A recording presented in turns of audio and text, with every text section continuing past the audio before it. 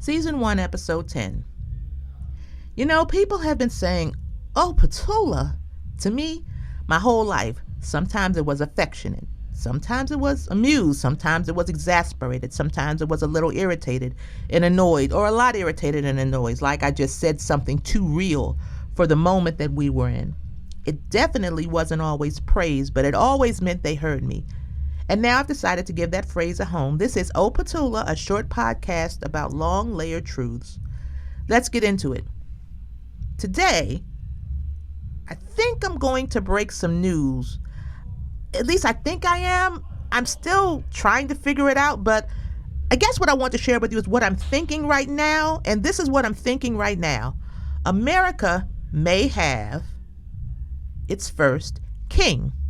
Not a fairy tale king, no crowns, no noble steeds, no velvet capes trailing down marble staircases. I'm not talking about polite speeches and waving from a gilded balcony. No ruler holding court with wise old wizards and jesters. I'm talking about the real kings, the because I said so kings, the I have a throne because I decided I do kings, the I said it, so it shall be type, the ones who build palaces while their people starve, who launch wars on a whim, who rule because they were born into it or clawed their way to the top and then built walls around themselves.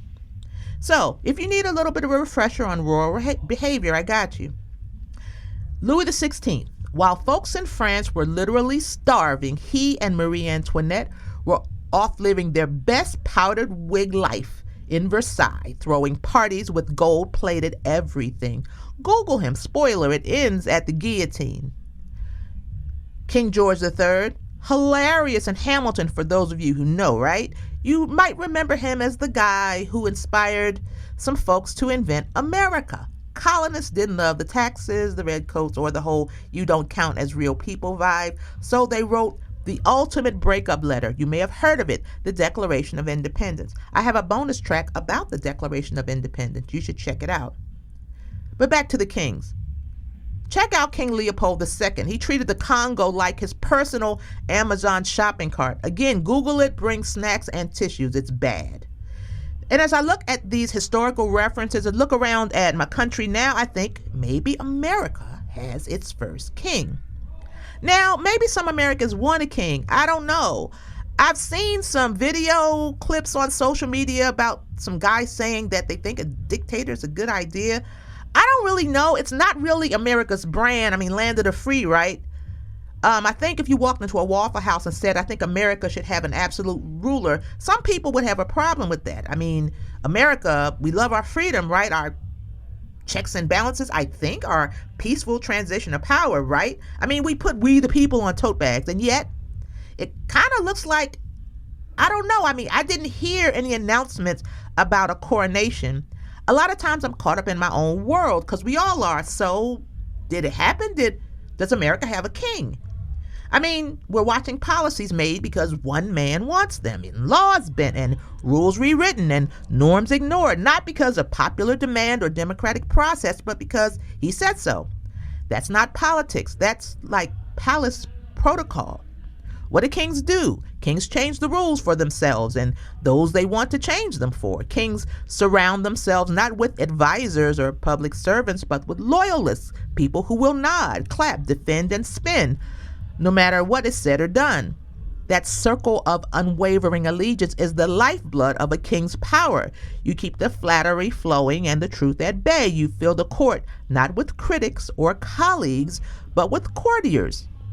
And these loyalists aren't like working class folks. More often than not, they're the wealthy. They're the ones with business interests, media outlets, and deep pockets. They've got private jets and portfolio managers and lawyers who say, "We can make that legal."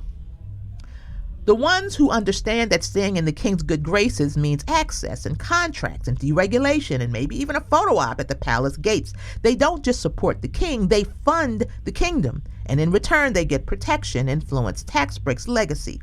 A king doesn't ask for permission. He declares, he decrees, and everyone else better figure it out.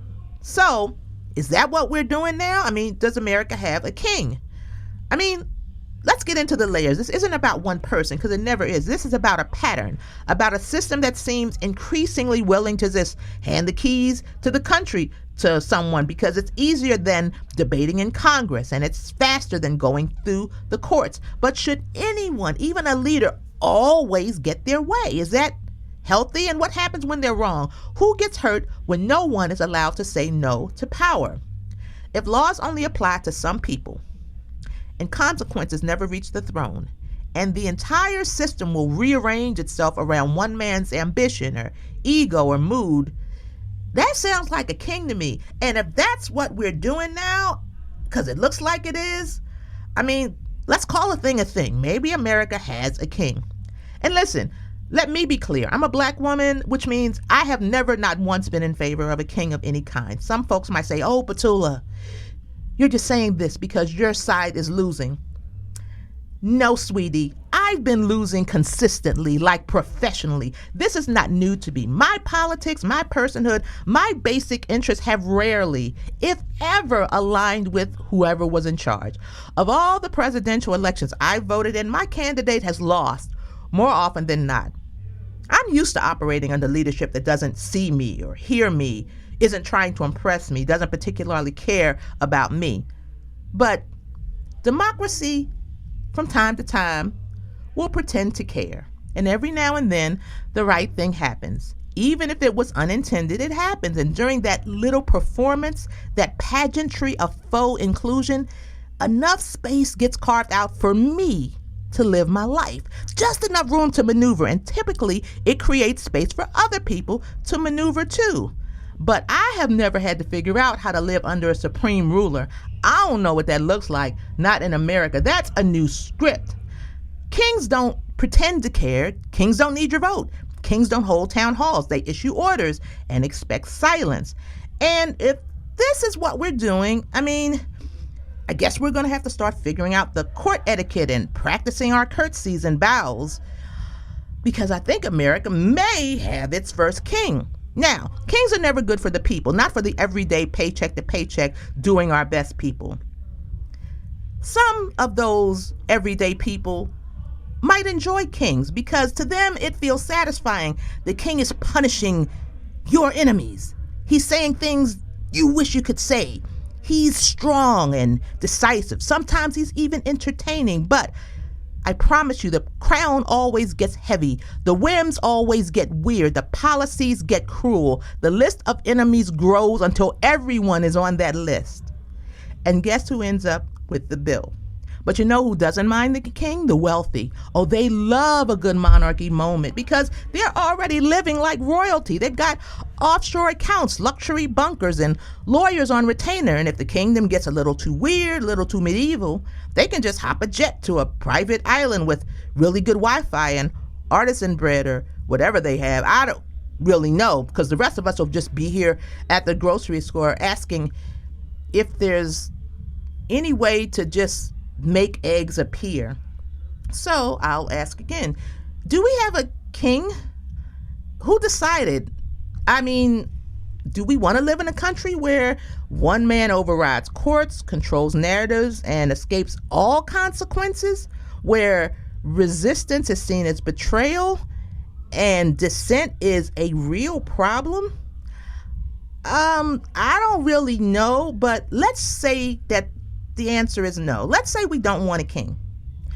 If we don't want a king, we need to stop pretending that that's not what is starting to happen. You got to stop saying, well, it's not technically a monarchy and we still have elections.